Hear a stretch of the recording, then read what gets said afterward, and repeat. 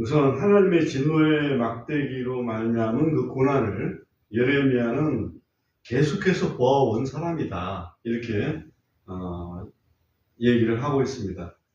그 다음에 예레미야 예가에서 나라고 표현한, 사실은 예레미야 본인이죠. 예레미야 본인이지만 그 내용상으로 봤을 때 예레미야 자신을 가리키는 경우도 있겠지만, 사실은 자신의 경험을 토대로 해서 예루살렘 또 이스라엘 전체 그것들을 말을 하고 있다, 이렇게 하는 것을 조금 염두에 두고 이 시를 이해하는 것이 굉장히 중요하다 생각합니다.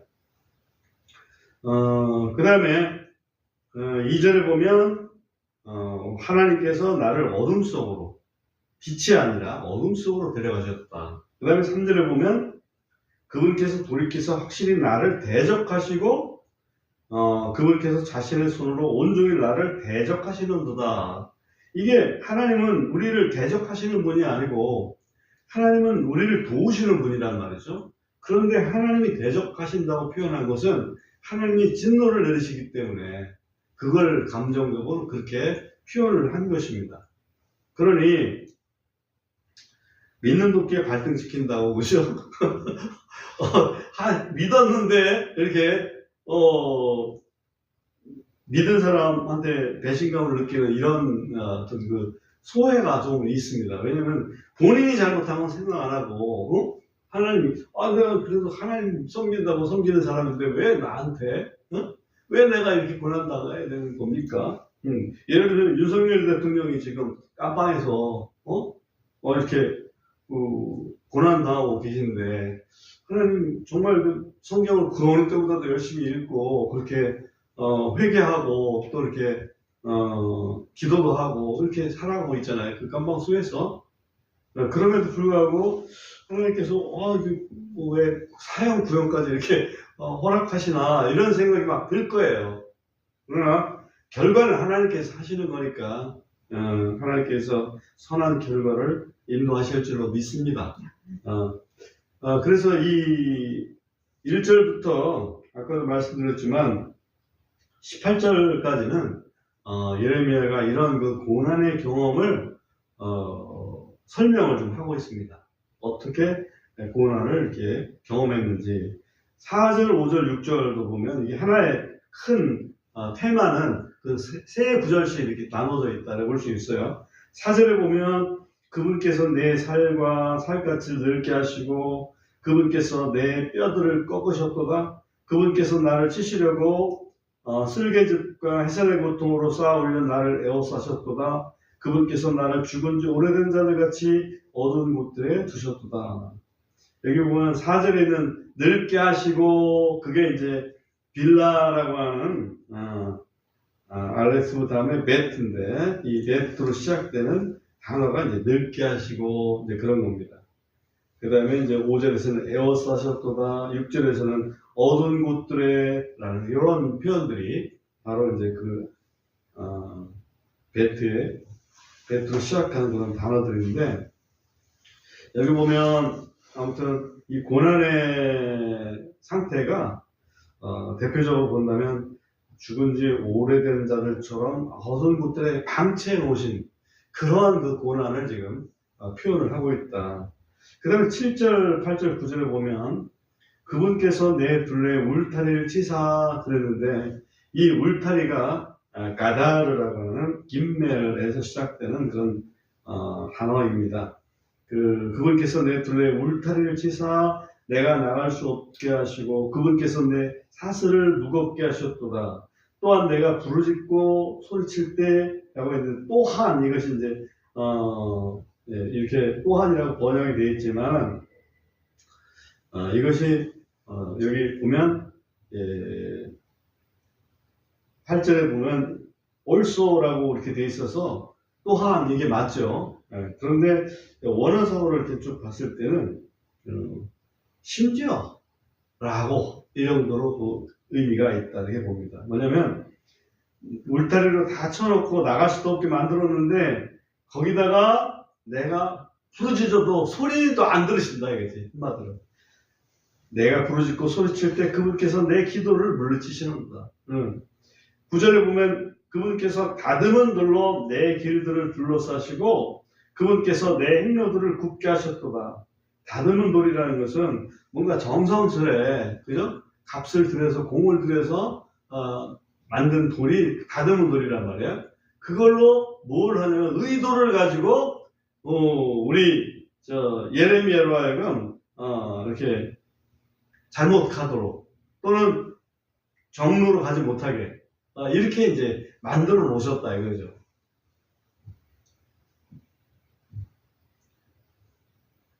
본인이 잘못한 거 생각해야 되는데, 이게 예레미야는 본인의 경험을 지금 이스라엘 전체 민족에게 또 예루살렘에게 적용하고 있다는 사실을 기억할 필요가 있습니다. 예레미야는 하나님 말씀만 증거한 선지자잖아요.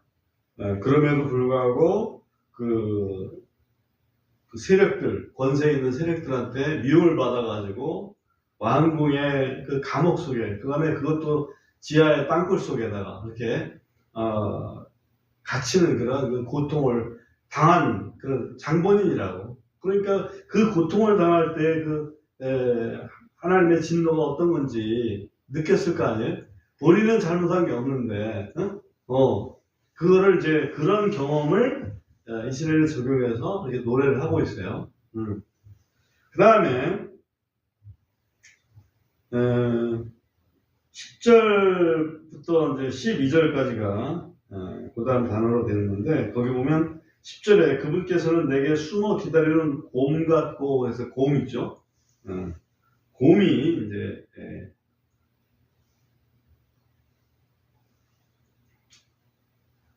돌, 이거 이제 제가 이렇게 써놨는데, 우리가 돌, 이게 히브리어로는 곰이라고 되는 것 같아요. 아무튼 기다리는 곰 같고 은밀한 모습들에 있는 사자 같으셨도다. 그러니까 내가 이렇게 길을 가고 있는데 안전한 길이면 굉장히 좋잖아요.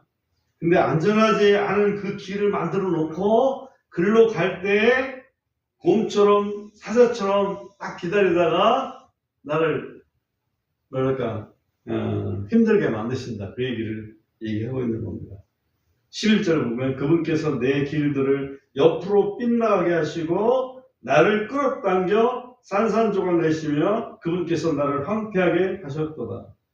빗나간다, 이게 죄를 짓는 거죠. 하마르티아, 예를 들면 빗나가는 게 죄를 짓는 건데, 결국 나를 죄를 짓게 만들어서 거기서 탁 잡아 끌어가지고 나를 아주 그냥 힘들게 만드신다. 12절 보면 그분께서 자신의 활을 당기시고 나를 화살의 관역으로 세우셨도다. 일부러 그러신다는 얘기죠. 그죠? 실상은 일부러가 아니라 너희들이 죄를 지면 그렇게 될 거라고 이미 신명기에서 이미 말씀을 해 놓으셨습니다. 그거를 하나님의 백성이면서 무시했던 거죠. 이방인들은 양심의 이제 그런 것들을 주셨는데, 그거 가지고 이렇게 크게 이방인들을 화내시지는 않았어요. 이스라엘을 통해서 하나님 세상을 다스리시는 동안에 이스라엘의 본으로 삼아가지고 이스라엘 잘못하면 이스라엘 혼내시고 이스라엘 잘하면 이스라엘 복주시고 이렇게 했단 말이죠. 그런 과정을 여기서 볼 수 있습니다. 그 다음에 13절부터 15절에 보면 그분께서 자신의 화살통에 화살들로 하여금 내 콩팥 속으로 들어가게 하셨도다. 여기 들어가게가 또 하나의 알파벳을 사용한 단어였습니다. 내 콩팥 속으로 화살이 들어가게. 왜 꼭 콩팥일까 이렇게 생각할지 모르지만 하나님께서 이렇게 표현을 하실 때 우리의 중심을 이렇게 표현할 때 콩팥을 사용한 경우가 많아요. 콩팥이 중심이라고. 그리고 심장이 있고 또 콩팥이 있잖아요. 이 콩팥은 뱃속이란 말이에요. 그러니까 우리의 머리, 가슴, 배 이렇게 있는데 머리는 지성이고 가슴은 감성이고 그 다음에 배는 의지거든. 근데 그 의지의 중심에 콩팥이라고 표현을 해놓은 거야. 나의 중심을 완전히 화살로 들어가게끔 꿰뚫게끔 그렇게 하셨다. 14절에 보면 나는 내 온 백성에게 조롱거리였고 온종일 그들의 노래였도다. 여기 였고 이게 이제 그 하나의 단어가 형성된 것입니다. 15절을 그분께서 나를 쓴 것으로 채우시고도 마찬가지고요. 그분께서 나를 쑥으로 취하게 하셨도다. 그 다음에 이제 16절, 17절, 18절 여기까지가 또 이 고난의 상태를 보여주는 건데 16절 보면 그분께서 조약돌로 내 이를 부러뜨리시고 내가 먹는 음식에다가 뭘 넣었다는 거야? 조약돌을 넣었다는 거야. 모래를 집어넣어가지고 이가 부러지도록 하셨다. 사실 뭐 음식에 저 돌이 들어가면은 잘 골라내면 되잖아요, 사실. 근데 막 물었더니 딱 돌이다. 그러면 이빨 부러지고 난 다음에 이제 이게 웬 돌이냐고 그렇게 할 수 있죠. 사실은 음식 만드는 사람이 잘 만들어야지. 그죠? 그분께서 죄로 나를 덮으셨도다. 우리 죄 가운데서 회개한다고 그러지 않습니까? 죄 가운데서 회개한다는 것처럼 죄로 덮으셨다는 것은 굉장히 어려운 상황, 정말 경비한 상황 쪽으로 만들어 버리시는 거죠. 주께서 내 혼을 화평에서 멀리 옮기셨나니 화평에서 멀면 아주 그냥 전쟁하겠다는 얘기죠. 하나님 나하고 이제 전쟁하는 거예요. 싸워. 나한테서 멀리 옮기셔야 할 것은 나의 죄를 옮기실 건데 화평을 옮기셨다 이거지. 내가 형통을 잊었나이다. 18절 또 내가 말하기를 내 힘과 내 소망이 주께로부터 사라졌도다 하였으니 이걸 잠시 요약을 해본다면 하나님의 그 진노의 막대기의 맛을 계속 보아왔는데 그 진노의 막대기의 맛은 어떤 것이냐? 나를 어두운 곳에 방치하셨고 나를 가두어 놓으셨고 나를 아주 황폐하게 만드셨고 나를 아주 쓴 고통으로 채우시고 그리고 나의 혼을 화평과 형통에서는 멀어지게 하시는 그런 그 고통을 진노를 맛보게 하셨다. 그럼 진노로 끝날 것이냐? 라고 본다면 참 이건 너무 원통하고 억울하잖아요. 신앙이 있다고 볼 수 없죠. 이러면은 그 다음에 이제 19절부터 반전을 모색하게 됩니다. 19절 보면 내 고통과 내 비참함 곧 쑥과 쓸개죽을 기억하나이다. 이 기억하나이다가 또 알파벳의 하나의 큰 단어입니다. 기억하는 거죠. 뭔가를 기억해. 내 혼이 여전히 그것들을 기억하고 있으니 내 안에서 겸손하나이다. 내가 이것을 내 마음속에 상기시킴으로 내게 소망이 있나이다. 기억한다는 것. 즉 고난을 기억한다는 것을 한번 생각할 필요가 있어요. 내가 하나님 앞에 잘못해서 이렇게 고난당하는 것을 잘 곱씹어 봐야 된다는 얘기입니다. 그래서 그 고난을 기억함으로써 소망, 다시 말하면 내가 그 고난을 이기고 하나님께서 나를 건져주시는 그런 소망이 생겨날 수 있다는 것을 여기서 말씀을 하고 있습니다. 22절 계속해서 그 소망에 대해서 얘기를 하게 되는데 22, 23, 24도 우리가 소멸되지 않으면 주의 긍휼에서 나온 것이니 하나님께서 우리를 불쌍히 여기시기 때문에 내가 그래도 고난은 당하지만 소멸되지는 않았다 이거지. 우리가 고난은 당하지만 징계는 먹지만 지옥까지는 안 보내신다는 얘기예요. 우리 하나님의 자녀들은 그것을 여기서 이제 염두에 두면 됩니다. 이는 그분의 불쌍히 여기심은 사라지지 않기 때문이라. 영원히 긍휼히 여기시는 분이시라는 거죠. 그것들이 아침마다 새로우니 이 새로우니도 긍휼하고 같은 알파벳에서 생성된 단어입니다. 주의 신실하심이 크시니이다. 내 혼이 이르기를 주께서는 나의 몫이오니 주께서는 나의 몫이오니 주님이 나의 몫이오니 이 말은 내가 나중에 살고 난 다음에 내가 상속할 영원한 어떤 몫이다 이 말이죠. 내가 상속할 영원한 몫이다. 그러므로 내가 그분 안에 소망을 두리로다 하는 거다. 그렇죠. 내가 고난받는 것으로 그냥 끝난다면 그럼 무슨 의미가 있어요? 근데 그 고난의 끝이 결국은 하나님께서 나에게 주시고자 하는 어떤 그 완성된 모습이라는 얘기죠. 그것을 통해서 우리는 이 고난 후에 하나님께서 주시는 영원한 상급이 있다. 그게 이제 주께서는 나의 몫이다. 이런 의미입니다. 그 다음에 25절에 보면 주께서는 자신을 기다리는 자들과 그분을 찾는 혼에게 선하시도다. 이 선하다는 게 이제 또 알파벳의 하나에서 나오는 말인데 굉장히 유명한 단어가 이제 토브라고 하는 단어입니다. 하나님은 선하시다. 히브리어로 토브 이렇게 있는데 이 25절, 26절, 27절은 다 토브라는 단어를 다 썼습니다. 하나님은 어떤 선한 분이시냐면 자신을 기다리는 자들, 하나님을 기다리는 자들, 하나님을 찾는 자들, 그죠? 하나님 앞에 회개하고 하나님의 은혜를 기다리는 자들, 그 사람들을 하나님께 기도하는 자들을 하나님께서 그들에게 은혜 베푸시는 선하신 분이다. 이것을 얘기하고 있습니다. 26절 사람이 주의 구원을 바라고 잠잠히 기다리는 것이 좋도다. 네? 좋은 거랑 선한 거랑 같은 거죠. 그 다음에 사람은 자기가 젊었을 때에 멍에를 매는 것이 좋도다. 이 멍에를 맨다는 것이 여기 보면 두 가지 정도의 의미가 있다고 보여집니다.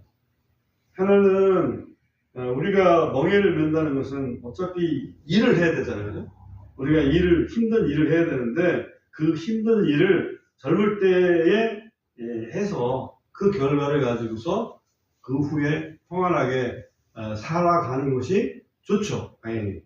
그런데 젊을 때 놀다가 좀 나이 들어서 멍에를 매려면 힘들다.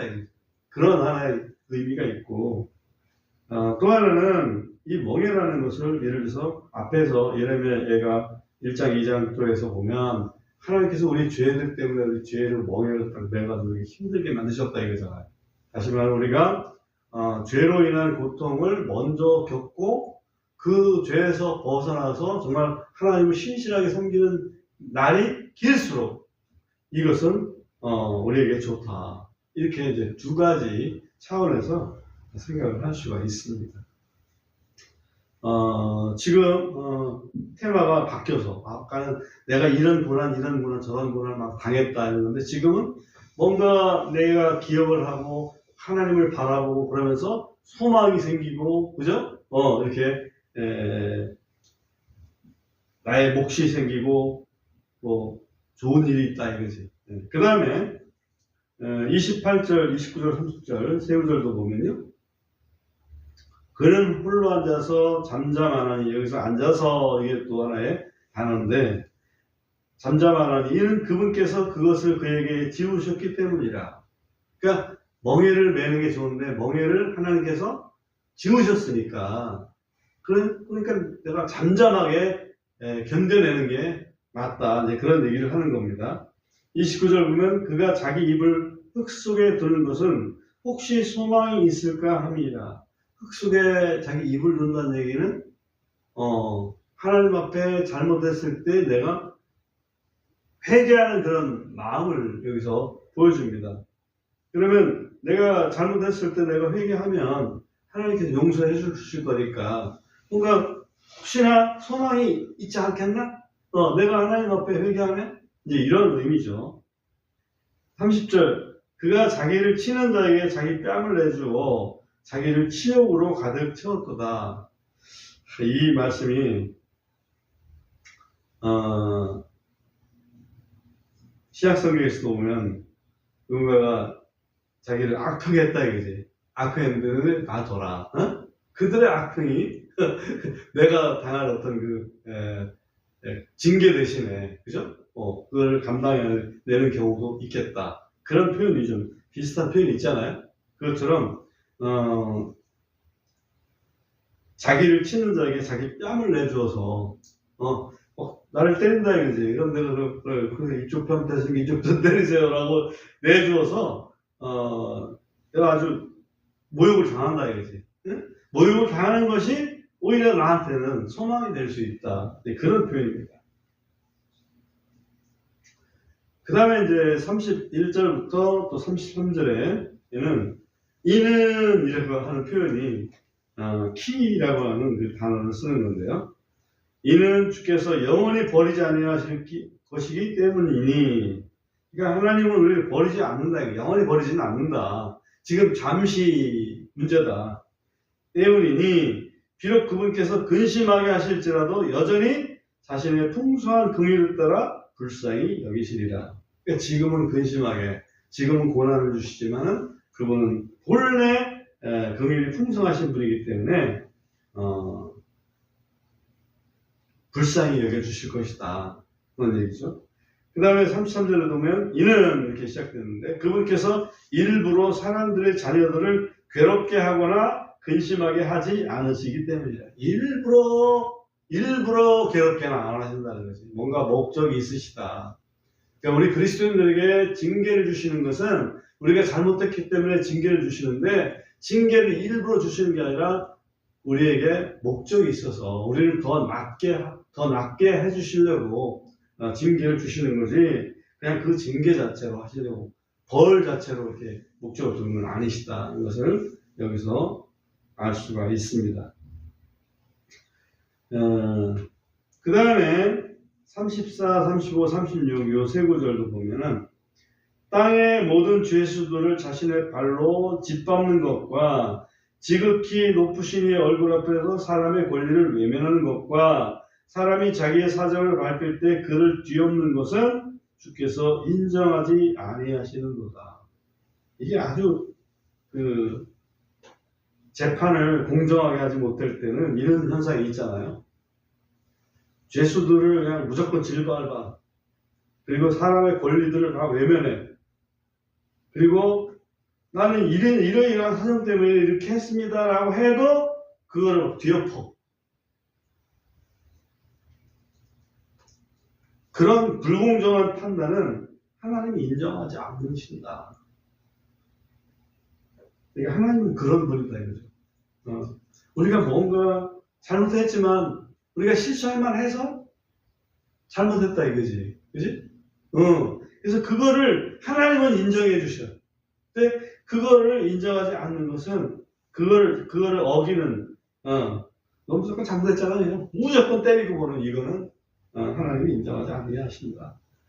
하나님은 지독히도 긍휼이 많으시다 하는 것을 여기서 또 보여주고 계십니다. 그 다음에 37절, 38, 39절까지가 이제 하나의 단락이 될 수 있는데, 37절에 보면은 주께서 그것을 명령하지 않으셔 하시는데 그것을 말하여 그것을 이루게 할 자가 누구냐. 그러니까 뭔가를 행하셨다는 얘기는 주님께서 그걸 행하셨다 이거지. 마찬가지 38절도 지극히 높으신 이의 입에서 화와 복이 나오지 아니하느냐. 그렇죠? 화도 복도 하나님이 말씀하셨기 때문에 일어나는 거다. 사람이 자기 죄들로 인해 형벌을 받거늘 살아있는 사람이 어찌하여 불평하리요. 그러니까 하나님의 진노의 원인은 우리들의 죄지. 하나님이 불공평해서가 아니라, 하나님 불공평하신 분이 아니고 불공평한 건 하나님이 인정을 안 하시는 분이 하나님이시다. 그죠?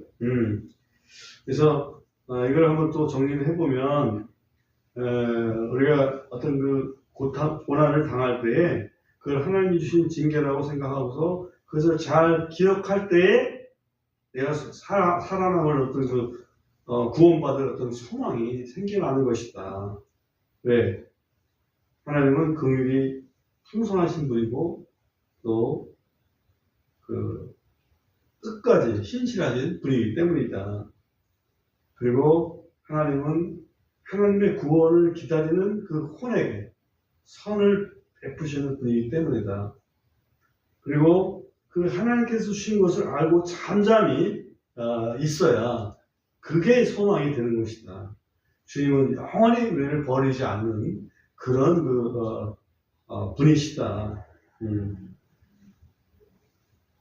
하나님은 공정하시고, 그리고 또 우리가 이렇게 당하는 것은 우리의 죄 때문이지 결코 하나님 때문이 아니다 하는 것을 이 예레미야는 슬픔을 당한 그런 예루살렘을 이렇게 자기에게 의논해가지고 이렇게 시로 표현을 해두고 있습니다.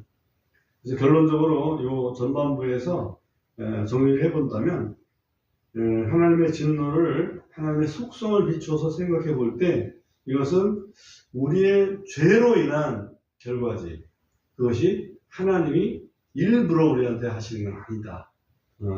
로마서 1장 18절을 한 구절만 읽고 마쳐보겠습니다. 로마서 1장 18절.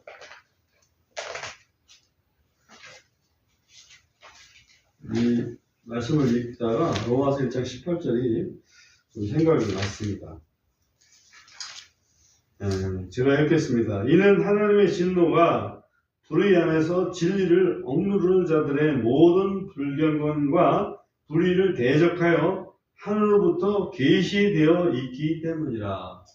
그래서 이거 보면 하나님의 진노는 이미 계시되어 있다. 어떤 사람에게 임할 것인지 불경건한 사람들 또 불의한 사람들 그 불의로 진리를 억누르는 사람들 그죠?